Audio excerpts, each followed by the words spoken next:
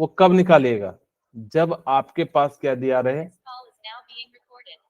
ATM में दिया रहे या प्रेशर में दिया रहे।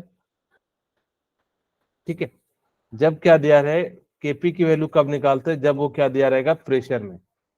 केसी की वैल्यू कब निकालते हैं? जब आपके पास क्या रहेगा, कंसंट्रेशन में। ठीक है, कंसंट्रेशन में N/V, और यहां हम लोग क्या लिख सकते हैं, एटीएम में। ओके, हमने ये भी बताया था कि यहां से डेल्टा एनजी की 3 वैल्यू आएगी, या तो इक्वल 0 आ जाए, या पॉजिटिव आ जाए, या नेगेटिव आ जाए।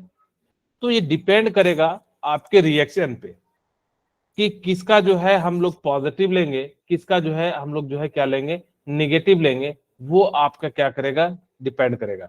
अच्छा, डेल्टा एनजी को हम लोग क्या फॉर्मूला होता है, mole of NP minus N product हाँ, minus mole of product minus mole of reactant. reactant ये सिर्फ और सिर्फ किसका लीजिएगा, मोल किसका और मोल ऑफ, gases हाँ, ओनली क्या किसका लीजिएगा, फॉर गैसियस एटम के लिए। ठीक है, गैसियस एटम के लिए ही हम लोग लेंगे। ओके, हमने आपको 3 क्वेश्चन कराए थे, जिसमें हमने आपको बताया था कि बताना था कि डेल्टा जो एनजी है वो पॉजिटिव है या निगेटिव है। इस प्रकार से हमने कहा था कि पहला क्वेश्चन हमारे पास, आपके पास केपी इक्वल टू क्या है, KC into R T into delta NG. Okay, अब मुझे बताइए, यहाँ पे 2 मोल है और यहाँ पे कितने मोल है, 1 इज पावर, तो यानी कि कितना हो जाएगा, केपी इक्वल टू यहाँ से केसी लिख दूं,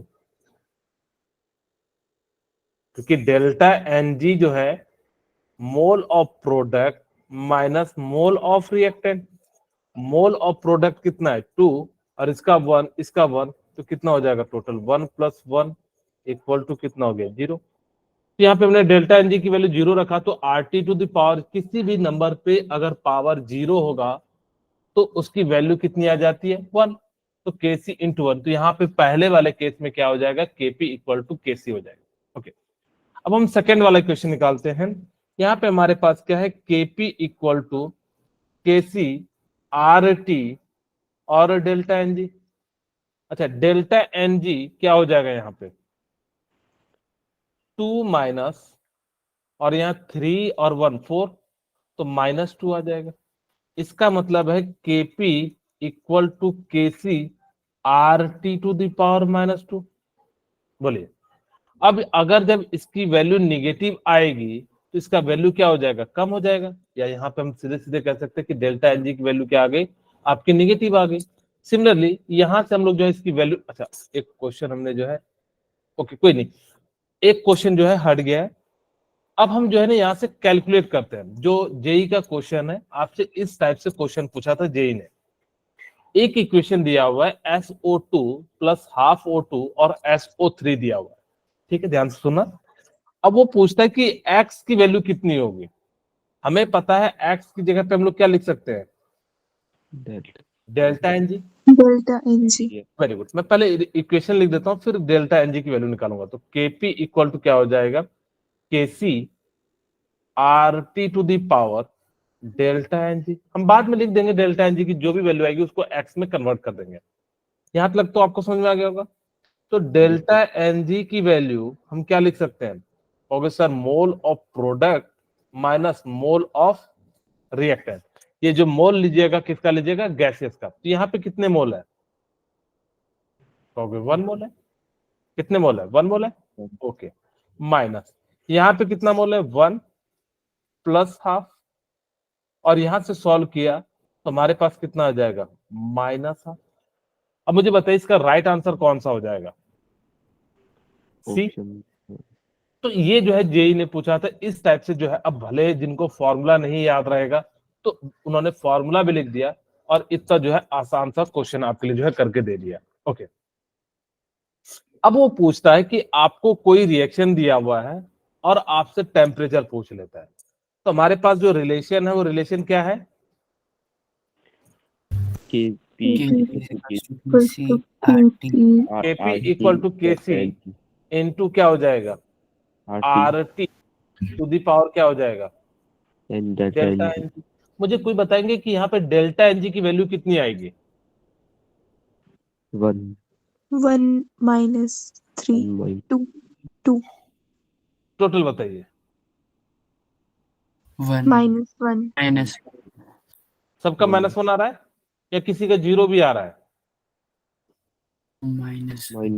5 -2 + 3 तो 0 हो जाना चाहिए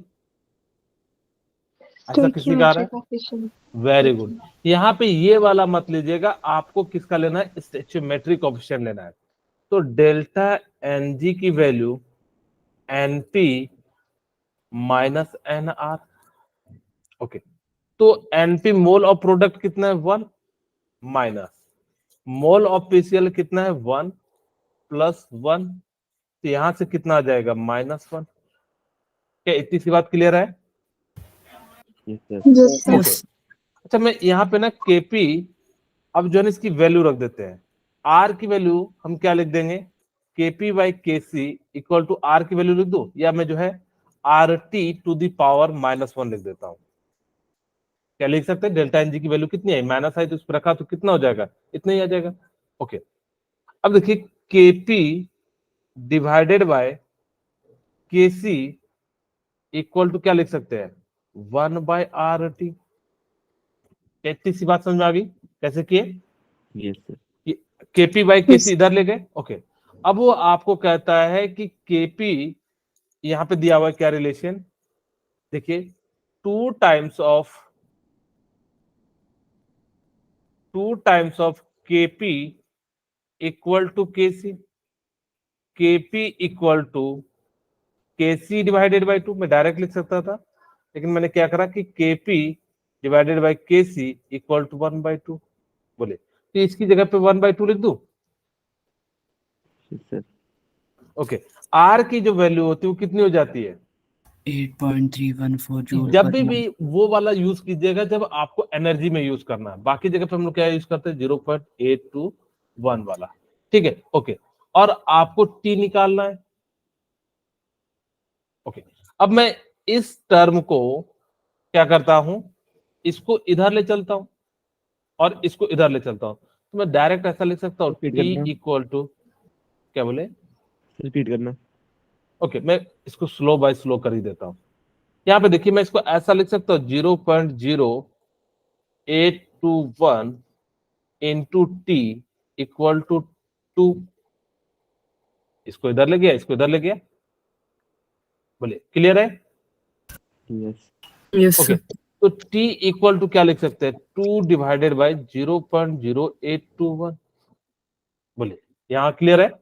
मैं इसको ना 82 मान लेता हूं अप्रोक्स वैल्यू इसको मैंने कितना मान लिया 82 मान लिया तो temperature equal to 2 divided by 0.82 और ये कट जाएगा ऊपर में कितना आ जाएगा 100 और नीचे में कितना आ जाएगा 082 नहीं आएगा अच्छा सॉरी यहाँ पे 0 छूट गया ओके। और यहाँ पे कितना आ जाएगा 1000 ओके। अगर मैं इसको सॉल्व करूं तो t इक्वल टू कितना आ जाएगा 1/40 1 ऊपर में हमने सारे दशमलव को कर दिया ओके। तो यहां से हमारे पास कितना है 1000 और इसको हमने डिवाइड कर दिया तो देखिए करीब करीब कितना आ जाता है 25 यहां से जो हम लोग का आंसर कितना आ जाएगा 25 के करीब करीब आ जाता है 25 टू इंटू 2 केल्विन इसका राइट आंसर जो है इतना आ जाएगा ठीक है। 25 चौके 100 हमने इसको ज्यादा लिया है कम लिया है कम ही लिया है तो थोड़ा सा कम ही आ जाएगा डिपेंड करता है तो यहाँ पे कितना आ जाएगा 24.36 केल्विन डिपेंड करता है कि हम ज्यादा ले रहे हैं कि कम ले रहे हैं। हाँ जी बोलिए सर रिपीट कर दो एक बार ओके वेरी गुड ठीक है। कहां से रिपीट करना है थोड़ा सा बताएंगे कि पूरा करना है सर -1 से आगे ओके यहां से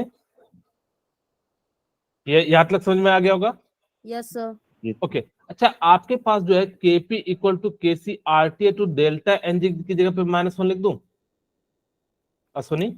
यस सर। ओके अच्छा देखिए, इस सी को मैंने नीचे ले गया तो केपी बाई केसी लिख सकते हैं। Yes sir. तो इक्वल टू क्या हो जाएगा, R T to the power -1 है तो इसको हम लिखते हैं तो 1/RT हो जाएगा। अभी भी देखिए आरटी को ऊपर ले जाएंगे तो -1 हो जाता है। तो यहाँ पे क्या, अब हमने क्या करा कि केपी 2kp यहाँ पे जो है वैल्यू दिया हुआ है और यहाँ से इसको सॉल्व किए 2kp इक्वल टू केसी और KP equal to KC by 2, यहाँ से सॉल्व कर दिए तो कितना आ गया 1/2 आ गया। ओके अब जैसे 1/2 आ गया तो हमने केपी बाई केसी की जगह पे क्या रख दिया 1/2 और आर की वैल्यू हमने कितनी ले ली 0.0821 इंटू टी और इसको सॉल्व किया तो यहाँ से कितना आ जाएगा आपका 24.36 केल्विन आ जाएगा। बोलिए क्लियर है? Yes sir. ओके चलिए अब हम बात करते हैं कि फैक्टर अफेक्टिंग इक्विलिब्रियम कांस्टेंट। कौन कौन से फैक्टर हैं जो इक्विलिब्रियम कांस्टेंट को अफेक्ट करेंगे। ठीक है, पहला जो है the mode of representation of the reaction, यानी कि आप किस प्रकार से रिप्रेजेंट कर रहे हैं। दूसरा है स्टेचोमेट्री ऑफ द रिएक्शन, तीसरा है मल्टी स्टेप रिएक्शन एंड चौथा है टेम्परेचर। हम एक एक करके एक एक को पढ़ते हैं। पहला है हमारे पास the mode of representation of reaction. ध्यान से सुनना, मोड ऑफ रिप्रेजेंटेशन क्या कहता है कि अगर आपका कोई रिएक्शन है, देखिए A plus B equal to C plus D, ठीक है, कोई भी आपका रिएक्शन है, अगर इसका इक्विलिब्रियम K1 है और आपने जस्ट रिवर्स कर दिया तो C प्लस डी और ये इक्विलिब्रियम A प्लस बी, तो इसका जो आ जाएगा 1/K इक्विलिब्रियम आ जाएगा। कहोगे सर हमें प्रूफ करके दिखाइए। हम पहले वाले इक्वेशन का K लिखते हैं, ठीक है, तो K लिखा तो हमारे पास क्या हो जाएगा, ऊपर में क्या लिखते हैं प्रोडक्ट का कंसंट्रेशन डिवाइडेड बाय डी, कैसे बन गया। ठीक है, अगर स्टेचोमेट्री कुछ नहीं है तो हम एज इट इज लिख देंगे। ओके तो ए और यहां पे हम लोग क्या लिख देंगे बी, इसको मैं K1 मान लेता हूं। ओके अगर यहाँ पे ध्यान दीजिए कि K2 की जगह पे मैं क्या लिख सकता हूं, अगर जब मैं इस रिएक्शन का निकालूं तो आप कहोगे सर ए और यहाँ पे क्या हो जाएगा बी। ओके और नीचे में क्या हो जाएगा सी एंड क्या हो जाएगा इनटू होगा, ये प्लस नहीं होगा।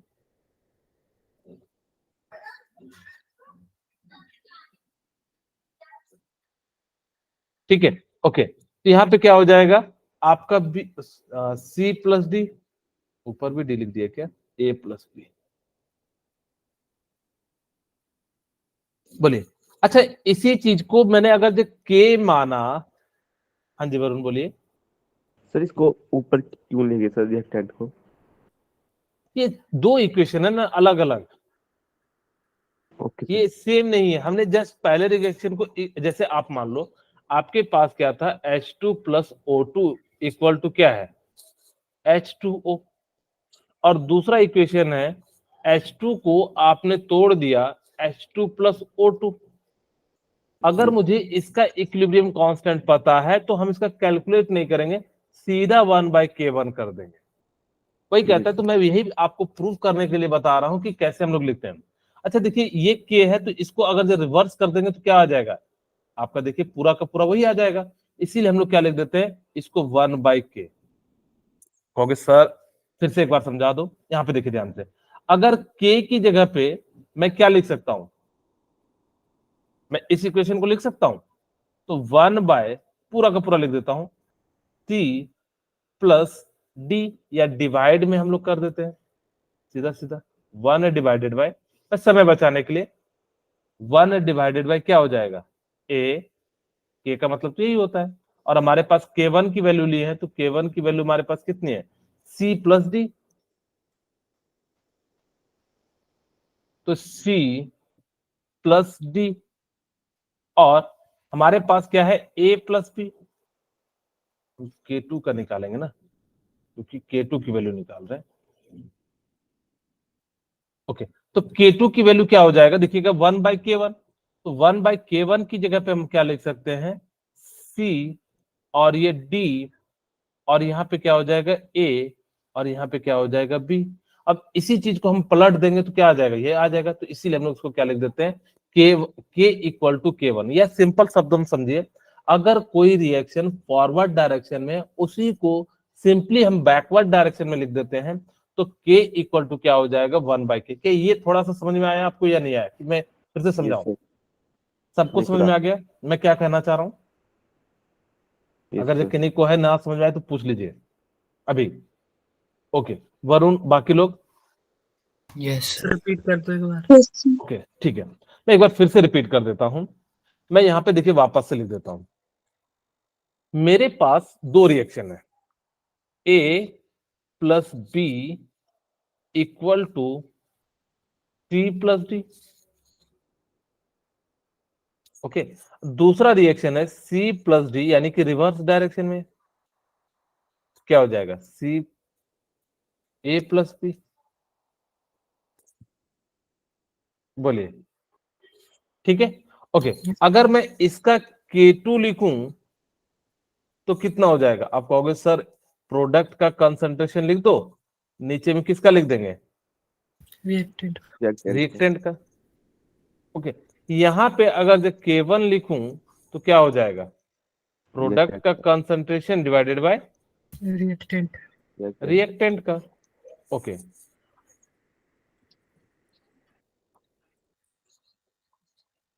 बोलिए, ऐसा लिख सकते हैं? अच्छा देखिए, क्या आपको नहीं दिख रहा है कि K1 जो है K2 का, अगर मैं K2 इक्वल टू 1/K1 लिख सकता हूं? कहोगे सर बिल्कुल सेम ही तो है, अगर आप रिवर्स करोगे तो ये ऊपर आ जाएगा। आप देखिए, अगर मैं यहाँ पे इसके जगह पे 1 लिख दूंगा तो ये देखिए क्या वैल्यू आ रही है आपको? बिल्कुल ऐसी आनी चाहिए। तो आप कहोगे देखते चेक करते हैं, तो मैंने K1 की जगह पे C और ये D लिख दिया डिवाइडेड बाय A इंटू क्या लिख देंगे B, और ये क्या हो जाएगा? ऊपर चले जाएगा। तो क्या हो जाएगा A, अगर जब मैं ऐसा लिख दूं तो ये क्या हो जाएगा C प्लस D। बोलिए, तो बिल्कुल सेम आ गया। इसका मतलब है कि अगर कोई रिएक्शन फॉरवर्ड डायरेक्शन की वैल्यू इक्विलिब्रियम कांस्टेंट K है, तो उसके बैकवर्ड डायरेक्शन में अगर लिखा हुआ हो तो आप कैलकुलेट मत कीजिएगा, सिंपली 1/K कर दीजिएगा। बोलिए, इतनी सी बात क्लियर होगी अब? Yes sir. ओके, सेकेंड, मैं आपको अगर क्या हो कि उस रिएक्शन में कुछ मल्टीप्लाई कर दिया गया हो या डिवाइड कर दिया गया हो, मैं आपको इसका सेकंड पॉइंट पहले समझाऊंगा तो जाके आपको समझ में आएगा। जैसे मेरे पास कोई इक्वेशन है, पहली इक्वेशन क्या है? 2NO2, ध्यान से देखिएगा, 2NO2, और ये इक्विलिब्रियम कांस्टेंट में है, कितने बना रही है? N2 plus 2O2, N2 plus 2O2। बोलिए, अगर इसका इक्विलिब्रियम कांस्टेंट K है, मैं इसका इक्विलिब्रियम कांस्टेंट कितना मान ले रहा हूं? K1। अगर मैंने इसको क्या कर दिया, किसी नंबर से मल्टीप्लाई कर दिया पूरे में, तो देखिए अगर यहां पे मैंने 2 से मल्टीप्लाई कर दिया तो ये कितना हो जाएगा? 4NO2 इक्वल टू, ये कितना हो जाएगा? 2N2, और ये कितना हो जाएगा? 4O2। सर 4 आएगा की जगह। कहां पे? सर अच्छा, 2 सही तो है आपका इक्वेशन, ये है ना 2NO2 N2 प्लस 2O2। इसको 2 से मल्टीप्लाई करोगे तो 4 आएगा, इसको 2 और इसको कितना आ जाएगा? 4O2। उसको बैलेंस करेंगे तो उस साइड नाइट्रोजन 2 नहीं। ये 2 इंटू 2 4 तो है तो। अच्छा हाँ यस। ओके ठीक है, अब देखिए अगर ऐसा आ जाए तो जितना टाइम्स आपने इंक्रीज किया है उसी को हम लोग क्या लिख सकते हैं? K2 equal to K to the power क्या कर सकते हैं? स्क्वायर कर देंगे, अब जितना भी लिखे हुए हो। लेकिन कब? जब आप मल्टीप्लाई कर रहे होंगे। ध्यान से सुना फिर से, मैं आपको ऐसे समझाता हूं। मेरे पास कोई एक इक्वेशन है A प्लस B। अच्छा, पहले मैं इसको प्रूव भी कर देता हूं कि कैसे हो रहा होगा। अगर मैं यहां से इसका इक्विलिब्रियम कांस्टेंट लिखूं फर्स्ट इक्वेशन का, तो आप कहोगे सर K1 इक्वल टू कैसा लिख सकते हैं? N2 and O2 to the power 2, और इसको क्या लिख सकते हैं? NO to the power 2। अगर मैं इसके लिए लिखूं तो इसके लिए क्या लिख सकते हैं? आप कहोगे K2 इक्वल टू क्या हो जाएगा? N2 to the power 2, and O2 to the power कितना हो जाएगा 4, और नीचे में कितना हो जाएगा NO टू दी पावर कितना हो जाएगा 4। 4 अच्छा, इसी चीज को मैं ऐसा लिख सकता हूं क्या, देखिए ध्यान से, N2 and O2 to the power 2 divided by NO2, ठीक है, टू दी पावर 2, और इस पे पावर होल। देखिए अभी भी स्क्वायर कीजिएगा तो ये भी क्या हो जाएगा n स्क्वायर, ये भी हो जाएगा O टू दी पावर 4, और ये कितना हो जाएगा NO2। अगर ये है तो इसकी जगह पे हम लोग क्या लिख सकते हैं, k लिख सकते हैं। तो Yes, वही sir. चीज मैंने कहा कि K2 जो है अगर आपके पास होगा तो सिंपली क्या कर देना, जितने टाइम्स आपने इंक्रीज किया है उतना ही टाइम्स क्या कर देना, पावर में लगा देना। अगर सपोज कीजिए यहाँ पे 3 टाइम्स होता तो हम लोग कितना कर देते, 3 टाइम्स कर देते। ओके, अब जैसे अब वापस आते हैं अपने पहले वाले पे। अब देखिए यहाँ पे क्या हो रहा है कि मेरे पास एक इक्वेशन दिया हुआ है, मैं वापस से लिखता हूं, 2NO2 equal to O2 plus 2O2, या N2 O2 है ना, 2O2 की जगह पे हम लोग क्या कर देते हैं N2। मैंने बस थोड़ा सा उल्टा लिख दिया है, आप कहोगे सर वैसे ही लिख दीजिए, तो ऐसे लिख दीजिए N2 प्लस 2O2। ओके, अब दूसरा इक्वेशन क्या है कि हमने इसको 2 से हाफ से डिवाइड कर दिया, यानी कि 2 से डिवाइड कर दिया, NO2, तो यहाँ पे तो NO2 हो जाएगा क्योंकि 2 से डिवाइड करेंगे तो 2 से 2 कैंसिल हो जाएगा, और यहाँ पे कितना हो जाएगा हाफ N2, और यहाँ पे कितना हो जाएगा O2। बोलिए क्लियर है। यस अगर हाँ, अगर ऐसा केस आया तो अभी मैंने बताया कि आपके पास K2 की जो वैल्यू होगी, K2 दी पावर क्या कर देना, जो भी पावर है। अब यहाँ पे हम कितने से मल्टीप्लाई कर रहे हैं, हाफ से, तो आप इसको सिंपली क्या कर देना, हाफ से कर देना। हाँ जी बोलिए वरुण। सर इसको हाफ की जगह 2 भी लिख सकते हैं आप। कहाँ पे, पावर में? सर नहीं, जो आपने सर NO2 अच्छा, सर आपका कहने का मतलब है कि सर मैं यहाँ पे 2 से, अब देखिए हमने क्या किया है। सर हम्म, सर ये half N2 plus O2 last में सर ऊपर, यहाँ पे सर हाफ की जगह 2 भी लिख सकते हैं आप। 2 कैसे लिखिएगा बताएंगे? तो नहीं, अगर हाफ को हटा दे सर हम 2 लिख दे उसकी जगह। नहीं, आप कोई लॉजिक बताओगे ना कि अपने मन से कह रहे हो कि सर हम 2 लिख देंगे तो क्या होगा। Yes sir. ओके, आपको पूरा रिएक्शन लिखना पड़ेगा ना, आप ऐसा तो नहीं कर सकते। आपको अगर जो यहाँ पे 2 लिखना है तो इसको पूरे को 4 से मल्टीप्लाई कर, इसको 2 से मल्टीप्लाई कर दीजिए, ये 4 हो जाएगा, ये 2 हो जाएगा, ये कितना हो जाएगा आपका 4 हो जाएगा। हम किसी पर्टिकुलरली एक को तो नहीं बढ़ा घटा सकते, हम अगर जो किसी को बढ़ा रहे हैं तो दोनों बढ़ेगा, घटा रहे हैं तो दोनों घटेगा। ओके, तो ये तो समझ में आ गया कि सर अगर आपको कभी भी किसी भी चीज पे लिखना है तो आपको मैं सिंपल तरीका बता रहा हूं, ध्यान से सुनना। अगर आपके सामने कभी भी पावर घट रहा है या बढ़ रहा है, आप इसकी चिंता मत करना। आप सिंपली क्या करना हम कि K2 इक्वल टू क्या लिख सकते, K1 to the power n लिख दीजिए या x लिख दीजिए। अगर पावर 2 बढ़ रहा है यानी कि मल्टीप्लाई 2 टाइम्स हो रहा है तो यहाँ पे 2 कर दीजिए। अगर डिवाइड हो रहा है तो भी आपको कोई दिक्कत नहीं है, आप बेसिकली 1/2 से कर रहे हो तो यहाँ पे हम लोग कितना कर देंगे 1/2 कर देंगे। तो K2, क्योंकि हम इसको 1/2 से मल्टीप्लाई करेंगे तभी तो ये आएगा, तो यहाँ पे हम K1 की पावर कितना कर देते हैं 1/2।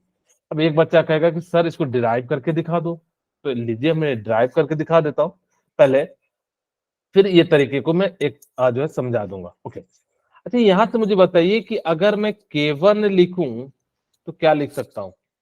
आप कहोगे sir N2 concentration of N2 O2 to the power 2 and NO2, बोलिए ऐसा लिख सकते हैं। Yes yes sir okay, Yes. अगर मैं यहां पे लिखूं K2 इक्वल टू क्या लिख सकते हैं NO2 N2 to the power 1/2, जो भी स्टिचियोमेट्री में, और O2 to the power 1। Okay, अगर यहां से मुझे बताइए क्या हो जाएगा आपको NO2, बोलिए 1 लिखना है लिखिए, नहीं तो छोड़ दीजिए, कोई दिक्कत नहीं, क्योंकि क्या यहां तक किसी को कोई दिक्कत? Okay, no sir. अगर मुझे यहां पे क्या करना हो कि मुझे इसके बराबर करना है, मुझे इसको क्या करना है, या तो बराबर करना है या इसके इसके बराबर कर देना है। अगर मैं इसको ऐसा लिख दूं, देखिए ध्यान से, कि इस पे पावर 1/2 कर दो पूरे पे, N2 to the power O2 to the power 2, और ये NO2 टू द पावर 2, और इन पे पावर मैंने क्या कर दिया, हाफ कर दिया। अब जैसे ही हाफ कर देंगे तो क्या हो जाएगा, N2, और ये क्या हो जाएगा, तो पावर हाफ, क्योंकि ये पावर है तो पावर मल्टीप्लाई हो जाएगा। O2 टू द पावर कितना है, 2 इंटू 2 कितना, 2 इंटू हाफ 1 हो जाएगा, और नीचे में भी कितना हो जाएगा, NO2। तो इस प्रकार से इसका मतलब है कि हमने पावर कितने टाइम्स मल्टीप्लाई किया है, 1/2 टाइम्स। तो यहाँ पे भी आप कह सकते हो कि K2 की जो वैल्यू है वो K टू दी पावर क्या हो जाएगा, आपका X हो जाएगा। अगर वो पावर मल्टीप्लाई हो रहा है रिएक्शन में 2 से, तो आप 2 लिखना। अगर वो 1/4, 1/3, 0.3 से, जो भी चीज से मल्टीप्लाई हो रहा है या डिवाइड हो रहा है, आप उसी फॉर्म में यहाँ लिख देना। और उसके बाद जो है आप क्या कर सकते हो, आपको अगर K2 K1 दिया हुआ है तो आप K2 या K1 जो है कैलकुलेट कर सकते हैं। बोलिए क्या ये समझ में आ गया? सर रिपीट करना।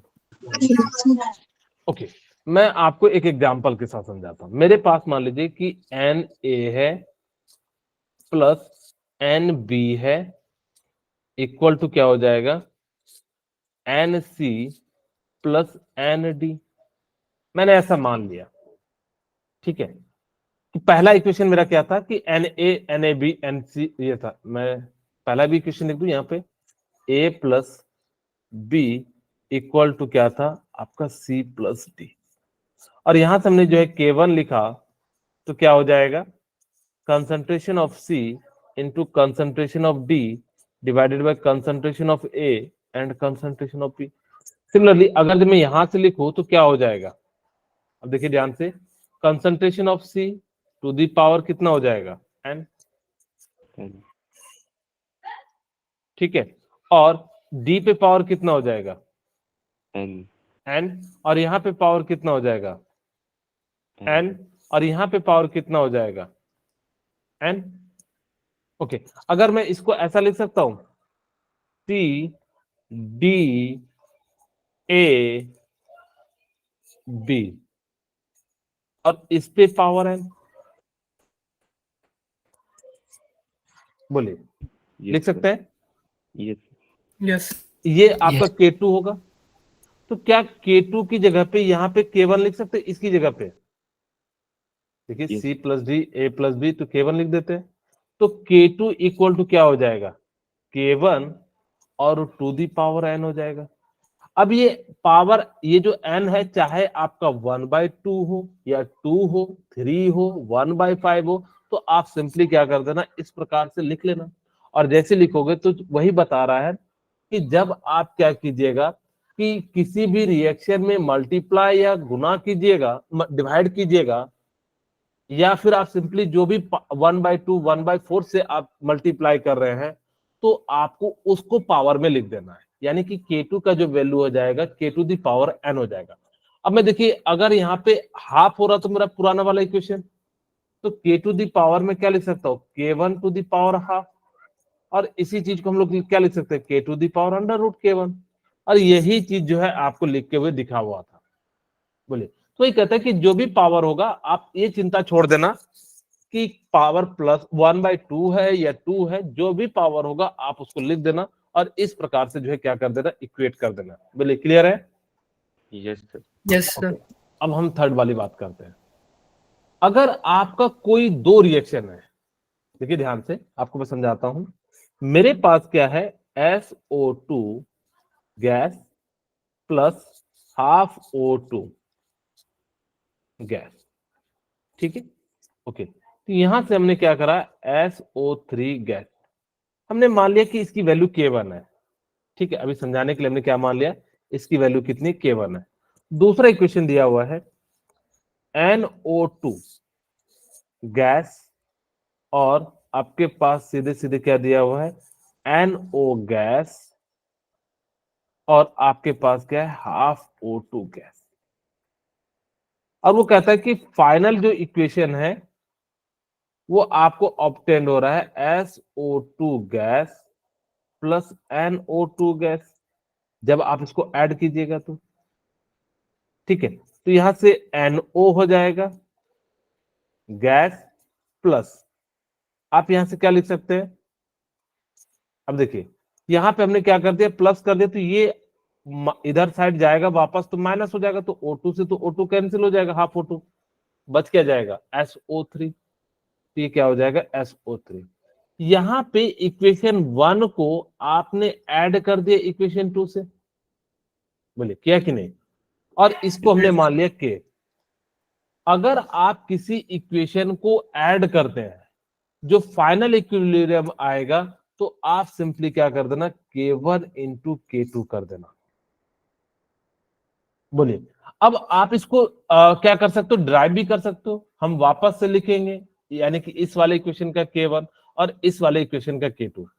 अब जब दोनों को लिखेंगे तो जो चीजें जो हम लोग क्या कर सकते हैं, यहां से जोड़ देंगे, और जोड़ के जब लिखेंगे तीनों का, तो देखेंगे कि K इक्वल टू क्या हो जाता है, K1 इंटू K2 हो जाता है।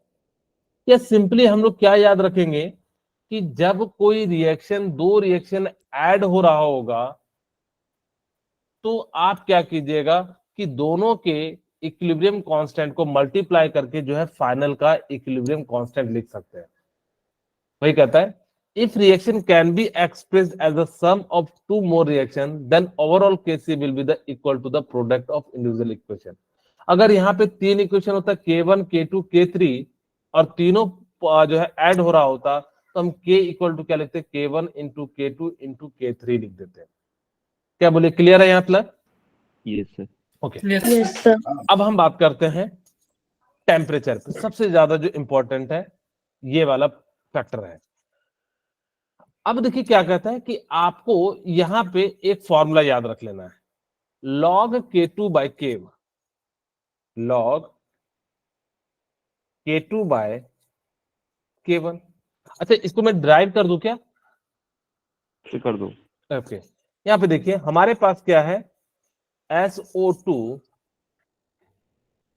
गैस, सब गैस है तो हम इसको छोड़ देते हैं, आपके लिए सीधे सीधे हाफ O2, और ये क्या बन जा रहा है, SO3 एंड SO3 गैस, और इसकी वैल्यू हमने ले लिया K1।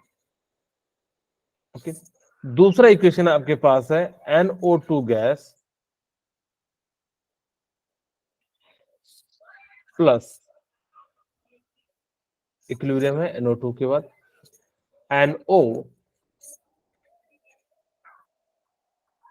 Plus half O2।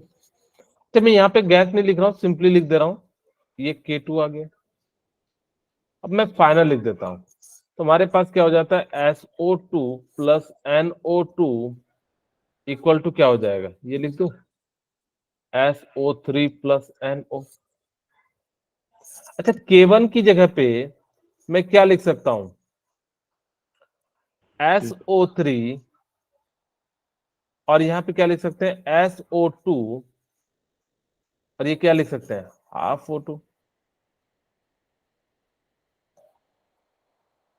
बोलिए, ये क्लियर है? अच्छा, K2 की जगह पे हम क्या लिख सकते हैं, सर NO क्यों लिखा आपने? यहाँ फर्स्ट वाले इक्वेशन की हम बात कर रहे हैं ना, फर्स्ट वाले में NO है क्या, SO3 SO2 और हाफ O2 होता है, ओके। तो इसीलिए उसको लिखा। सेकंड वाले में है तो सेकंड वाले में लिख रहे हैं NO, और यहाँ पे क्या हो जाएगा, O टू दी पावर कितना हो जाएगा, हाफ हो जाएगा। ओके, अब देखिए ध्यान से, नीचे में क्या आ जाएगा, NO2। बोलिए, अगर मैं फाइनल वाले K के लिए लिखूं तो क्या हो जाएगा, आप कहोगे सर SO3 इंटू NO, और नीचे में कितना आ जाएगा, SO2 इंटू NO2। अच्छा, ध्यान से देखिए, मैं इसमें क्या करूं कि जो ये आ जाए, अगर मैं इक्वेशन 1 को मल्टीप्लाई कर देता हूं 2 से, देखिए SO3 into SO2 into O2 पे पावर हाफ।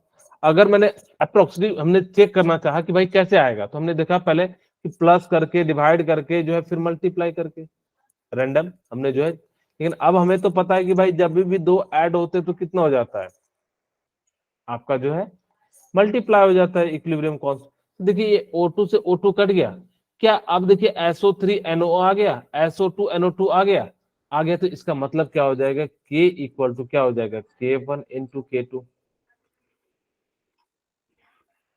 Yes, बोलिए, sir. यहां तक क्लियर हो गया होगा? Yes, sir. Yes, sir. Okay, तो इस प्रकार से आप क्या कर सकते हैं कि जब भी आपके पास इस टाइप का आएगा तो आप सिंपली क्या कर सकते हैं, यहाँ पे जो है आप लिख सकते हैं। अगर यहाँ तक अगर समझ में आ गया हो तो मुझे बता दीजिए, अगर किसी को कुछ डाउट हो तो पूछ सकते हैं। Yes, sir. ओके, अब हम बात करते हैं कि टेम्परेचर पे क्या डिपेंड करता है। The value of equilibrium constant change with the change of temperature. सिर्फ और सिर्फ इक्विलिब्रियम जो है ना डिपेंड करता है तो टेम्परेचर पे डिपेंड करता है। If K1 K2 the equilibrium constant of reactant absolute temperature T1 and T2 kelvin, delta H change in the enthalpy then. अब हमने क्या करा कि इसके इक्वेशन को हम लोग क्या लिख दिया कि log K2 by K1 equal to क्या हो जाएगा, डेल्टा H नॉट, और यहाँ पे हम लोग क्या लिख सकते हैं 2.303 R, और यहाँ पे हम लोग क्या लिख देंगे 1 by T1 minus 1 by T2। Okay, ये हमेशा याद रखना कि T2 का जो टेम्परेचर होगा, हम जनरली जब भी बात करेंगे वो T1 से ज्यादा होना चाहिए, क्योंकि ये टेम्परेचर पे डिपेंड करता है। आप जब टेम्परेचर इंक्रीज करोगे तो ये जो है डिपेंड करता है। अब यहाँ पे ना आपके दो केस बनेंगे। अगर डेल्टा, ये सारा का सारा किस पे डिपेंड कर रहा है, डेल्टा एच पे। अगर जब डेल्टा एच की वैल्यू बड़ी होगी तो पॉजिटिव वैल्यू आएगी। हम नहीं कह सकते कि ये जो है कैसे इस पे डिपेंड कर रहा है। K2 K1 जो है वो सिर्फ और सिर्फ किस पे डिपेंड करता है, वो डेल्टा एच पे डिपेंड करता है। वही कहता है T1 and T2 kelvin and delta H is the change of enthalpy then. Okay Varun बोलिए। सर ये हमें गिवन है डेल्टा एच? नहीं, ये आपको वैल्यू दिया रहेगा, जैसे हम Okay. आपको कराएंगे तो वहां पे जो है आपको पता लग जाएगा। आपको अगर जो दिया रहता है कि एंडोथर्मिक रिएक्शन है, एक्सोथर्मिक है, तो वहां पे हम लोग क्या कर सकते हैं, इस प्रकार से निकाल सकते हैं। ठीक है, अगर T2 जो है टेम्परेचर ज्यादा होगा, इसका मतलब है जो वैल्यू आएगी ग्रेटर देन 0 आएगी यहाँ, कि अगर जब T2 का वैल्यू ज्यादा है तो इसका मतलब ये बड़ा पॉजिटिव आएगा। अगर जब ये 10 है, ये 8 है, तो ओवरऑल वैल्यू कैसे आ जाएगी, पॉजिटिव आ जाएगी। तो यहाँ पे जो इसकी वैल्यू आएगी तो कुछ ना कुछ डेल्टा एच इंटू 2.303 आ जाएगा। अब ये पॉजिटिव जितना है तो उस हिसाब से हम लोग क्या करेंगे, कैलकुलेट करेंगे। ओके, अब देखिए क्या बन रहा है पहला case, when delta H positive होगा तो इसका मतलब है एंडोथर्मिक रिएक्शन है। एंडोथर्मिक में क्या होता है, एनर्जी क्या करता है, एब्जॉर्ब या release, Absorb. Absorb. Energy absorb करेगा। ठीक है, ओके। अगर यहाँ पे देखिए ये वाला केस हमने जो है फिर से वापस से लिख देते हैं log K2 by K1, हम यहाँ पे लिख देते हैं log K2 by K1, okay, equal to delta H 2.303 R, और यहाँ पे हम लोग क्या लिख देते हैं 1 by T1 minus 1 by T2।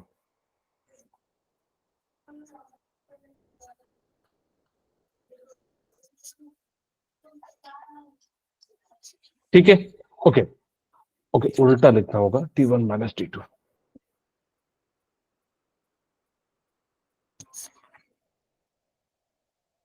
Okay, यहां तक तो ठीक है। अब देखिए ये कह रहा है कि इसकी वैल्यू भी पॉजिटिव है।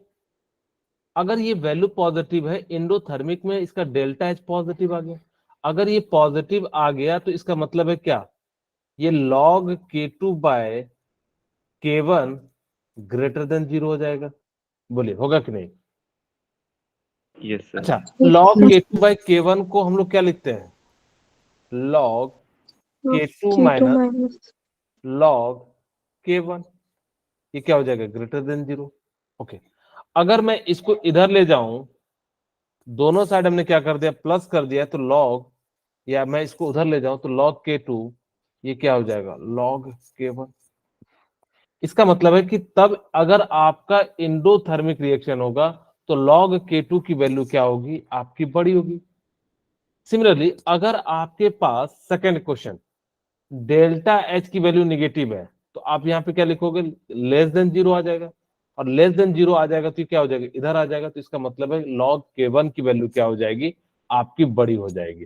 ठीक है, ओके। तो इस प्रकार से हम लोग कह सकते हैं कि K2 से जो है बड़ा हो जाएगा K1। The value of equilibrium constant decrease when temperature increase in the case of exothermic reaction. कह रहा है कि अगर आपका value of equilibrium constant decrease, ये जो वैल्यू है ना, अगर आपने क्या लिया है एक्सोथर्मिक, तो आपका जो टेम्परेचर है वो क्या हो जाएगा, आपका इंक्रीज हो जाएगा। ये सिंपल शब्दों में कहूं, अगर जब टेम्परेचर इंक्रीज होता है तो इक्विलिब्रियम कांस्टेंट क्या हो जाता है, डिक्रीज हो जाता है। मैं ऐसा लिख देता हूं, टेम्परेचर आपने इंक्रीज किया तो ये इक्विलिब्रियम कांस्टेंट क्या हो जाएगा, डिक्रीज हो जाएगा। और ये केस कैसा बनता है, एक्सोथर्मिक। ठीक है, okay. Factor not affecting the equilibrium constant, ये जो है ना उतना इक्विलिब्रियम कांस्टेंट पे तो इफेक्ट नहीं करता, ये जो फाइनल जो आपका होगा सिर्फ और सिर्फ क्या करता है, यानी कि जो है इक्विलिब्रियम कांस्टेंट को हम क्या कर सकते हैं, डिक्रीज जो है कर सकते हैं। ओके, अब हम बात करते हैं कि कौन कौन से ऐसे फैक्टर है। हाँ जी बोलिए वरुण। सर एक क्वेश्चन करवा दो सर, इस पे थोड़ा। हाँ बिल्कुल, अभी जस्ट क्वेश्चन पे ही आ रहे हैं। ठीक है, अब कौन कौन से जो फैक्टर है जिन पे ये इक्विलिब्रियम कांस्टेंट डिपेंड नहीं करता, आपका concentration of reactant and product इस पे डिपेंड नहीं करता, क्योंकि ये जो के बी सॉरी के जो है वो सिर्फ और सिर्फ किस पे डिपेंड करता है, उन 4 फैक्टर पे डिपेंड करता है, ना कि आपके कंसंट्रेशन पे। आपका कंसंट्रेशन 1 ग्राम हो 100 ग्राम हो, इन चीज पे डिपेंड नहीं करता, ना कि प्रेशर पे, ना वॉल्यूम पे, ना प्रेजेंस ऑफ कैटलिस्ट। आपको मैं बताता हूँ कैटलिस्ट क्या होता है, जस्ट आपको मैं बताता हूँ। कैटलिस्ट किसी भी रिएक्शन को रेट को इंक्रीज कर देता है। जनरली हम लोग क्या कर देते हैं, इंक्रीज कर देते हैं। अगर जो रेट इंक्रीज करता कैसे है, जैसे ये क्या करता है, कोई अल्टरनेट पाथ दे देता है। जैसे मैं एक्टिवेशन एनर्जी के टर्म में समझाऊं, मान लीजिए कि किसी रिएक्शन होने के लिए इतनी एनर्जी चाहिए नॉर्मल में, हमने कुछ डाल दिया और उसकी एनर्जी को इतना कर दिया। अब ये कैटलिस्ट के प्रेजेंट में देखिए अभी भी प्रोडक्ट सेम बन रहा है, ये एक्टिवेशन एनर्जी है। ठीक है, और ये रिएक्शन है। तो अब मुझे बताइए कि इतनी एनर्जी तो कम हो गई। कैटलिस्ट भी यही काम करता है, किसी को अल्टरनेट पाथ दे देता है, और वो कैसे दे देता है, कम में। आपको एक एग्जांपल के रूप में समझाता हूं। मान लीजिए कि कोई ये जो है पहाड़ है, अब मुझे पहाड़ से इस किनारे जाने में करीब करीब 1.5 से 2 घंटे लग सकते हैं, ज्यादा भी लग सकते हैं, लगते हैं कि नहीं, Yes, वापस sir. से इधर। अब मैंने क्या करा, इस पहाड़ के बीच में एक होल कर दिया। अब इसके बीच में मैंने होल कर दिया, तो अब मुझे जाने में क्या लगेगा, 15 कम मिनट। समय लगेगा। तो यही काम कैटलिस्ट करता है कि उसको क्या कर देता है, जो है एक दूसरा माध्यम दे देता है। तो इस प्रकार से हम लोग क्या कह सकते हैं कि ये जो है बेसिकली कैटलिस्ट क्या करता है, किसी रिएक्शन के रेट को इंक्रीज कर देता है। अब अगर ये वैल्यू कम हो जाएगी तो रेट ऑफ रिएक्शन ज्यादा हो जाएगा। इस प्रकार से हम लोग जो है क्या कह सकते हैं, लिख सकते हैं। प्रेजेंस ऑफ इनर्ट गैस, उसके अंदर कोई भी इनर्ट गैस होगा तो वो इक्विलिब्रियम कांस्टेंट को आपका अफेक्ट नहीं करेगा। मैंने बता भी दिया शुरू में कि जो है इक्विलिब्रियम कांस्टेंट जो है सिर्फ और सिर्फ किस पे डिपेंड करता है, टेम्परेचर पे क्या करता है, आपका डिपेंड करता है। जैसे हमारे पास यहाँ पे 1-2 क्वेश्चन है कि किस टाइप से आएगा। ओके, जैसे मेरे पास क्या है, मैं नेक्स्ट पेज में बनाता हूं। मेरे पास H2 गैस है प्लस I2 है, और ये क्या बना रहा है, HI बना रहा है। ठीक है, ओके। अब यहाँ पे हमारे पास 2HI आ गया, सारे गैस हैं। ओके, अब मुझे जो है क्या दिया हुआ है इस रिएक्शन में, 0.2 ग्राम दिया हुआ है, और ये कितना दिया हुआ है आपका 2.5 ग्राम, और ये कितना दिया हुआ है 2.56 ग्राम। ठीक है, बोलिए यहां तक क्लियर है? आपको सर। पता है कि Kp equal to Kc RT to the power क्या होता है? डेल्टा डेल्टा डेल्टा हाँ एन जी। लेकिन ये Kc की जो वैल्यू होगी वो किसके टर्म में निकलेगी? कंसंट्रेशन के टर्म में, यानी कि N/V के टर्म में। अब हम इसको N/V में कन्वर्ट करते हैं। ठीक है, ओके। अब मुझे बताइए कि आयोडीन का जो मास होता है 128 होता है। ठीक है, तो हम यहां से क्या निकालते हैं? इसका जो है मोल निकालते हैं। तो 0.2 डिवाइडेड बाय 2, इसका मतलब कितना आ गया 0.1।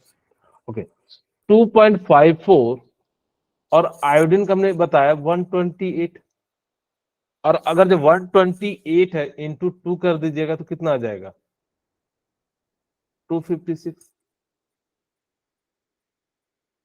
ओके, अब यहाँ पे HI का जो मास हो जाएगा वो कितना हो जाएगा? आप कहोगे सर 128, वैसे थोड़ा सा कम होता है, हम लोग जो है 127 के आसपास जो होता है, लेकिन हमने जो है अप्रोक्स ले लिया है। ठीक है, तो अब यहाँ पे कितना हो जाएगा 129 या 127 ले लेते हैं, ताकि कि जो हमारा पूरा कट जाए। अब यहाँ पे ले लिया 127, और यहाँ पे जो है 128। ओके, ठीक है। अब यहां से हमने कटाया तो 0.1 आ गया। अब यहां से हमारे पास कितना आ जाएगा 127 तो 54 हो जाएगा, तो 0.01 मोल आ गया। ठीक है, ओके। अब यहां से हमने कटाया तो कितना आ गया 0.2। 0.0 बोलिए क्लियर है? मोल आ गया। अब हम जो है क्या निकाल सकते हैं? कंसंट्रेशन निकाल सकते हैं। कंसंट्रेशन का फॉर्मूला क्या है? 0.1 डिवाइडेड बाय वॉल्यूम, और आपको कह रहा है कि 1 लीटर का वैल्यू जो है आपके पास क्या है कंटेनर है, तो यहाँ पे हमने 1 डाल दिया। ये भी कितना हो जाएगा 0.01 डिवाइडेड बाय 1, और ये भी कितना हो जाएगा 0 डिवाइडेड बाय 1।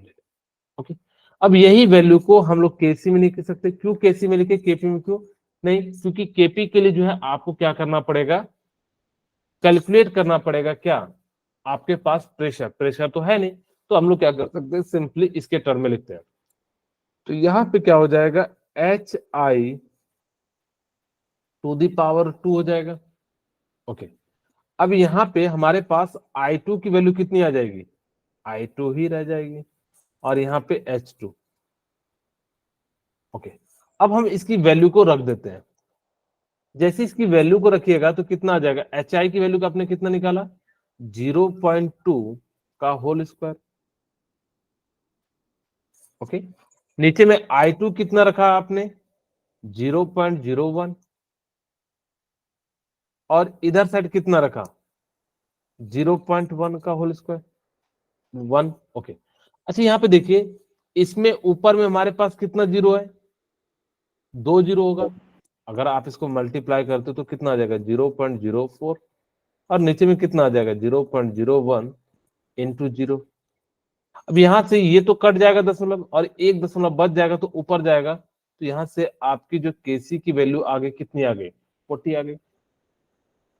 बोलिए ठीक है। सर, ये एक्सोथर्मिक रिएक्शन है या एंडोथर्मिक? ये अभी हम लोग इसके बारे में हम बात ही नहीं कर रहे हैं कि एक्सोथर्मिक रिएक्शन है या एंडोथर्मिक रिएक्शन है। हम बेसिकली क्या कर रहे हैं, कैलकुलेट कर रहे हैं कि केपी की वैल्यू क्या होगी और केसी की वैल्यू क्या होगी। ठीक है, ओके। अब यहां से हमने क्या कर लिया कि इसकी वैल्यू कितनी आ गई 0.2। हमारा जो ये सही है ना, 128 में डिवाइड करेंगे तो 0.02 आएगा।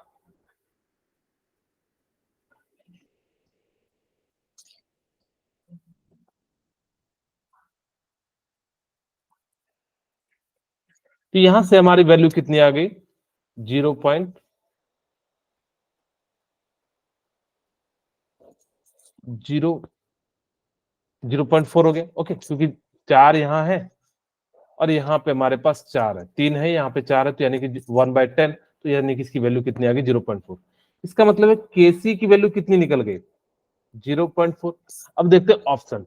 ऑप्शन में 2 है, केसी की वैल्यू कितनी 0.4 और जो है डी की वैल्यू कितनी है 0.4 है। ओके, अब हमें जो है केपी भी निकालना, तो केपी का फॉर्मूला क्या हो जाएगा, केपी इक्वल टू केसी और यहाँ पे क्या हो जाएगा आर टी और यहाँ पे क्या हो जाएगा डेल्टा एन जी। बोलिए क्लियर है। और डेल्टा एन जी की वैल्यू हम कैसे निकाल सकते हैं, एनपी माइनस एनआर। बोलिए क्लियर है। Yes sir. अब यहाँ पे देखते हैं एनपी की वैल्यू कितनी है 2 और 1 + 1 2, 1 + 1 फिर कितना आ जाएगा 0। इसका मतलब है कि यहाँ पे मैं ऐसा लिख सकता हूँ केपी इक्वल टू केसी और यहाँ पे R T to the power 0। बोलिए ऐसा लिख सकते हैं। Yes sir. Yes, sir. Yes, sir.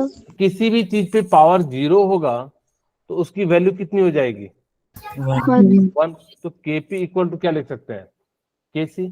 और आपने केसी की वैल्यू निकाली है, कितनी निकाली है 0.4। 0.4 केपी की वैल्यू कितनी आ जाएगी 0.4। तो इसका राइट आंसर क्या हो जाएगा सी 0.4। हमें जब भी इक्विलिब्रियम में अगर आपके पास दिया हुआ रहेगा तो हम लोग क्या कर सकते हैं, इस प्रकार से क्वेश्चन कर सकते हैं। नेक्स्ट क्लास में आपको मैं सिखाऊंगा कि कैसे इन टाइप के जो है क्वेश्चन पे डेल्टा एच जब दिया रहेगा तो आपको कैसे चेक करना है कि कैसा जो है इक्विलिब्रियम कांस्टेंट आएगा। ठीक है, ओके। तो यहीं पे आज की क्लास रखते हैं। एक क्वेश्चन मैंने आपको दिया हुआ है,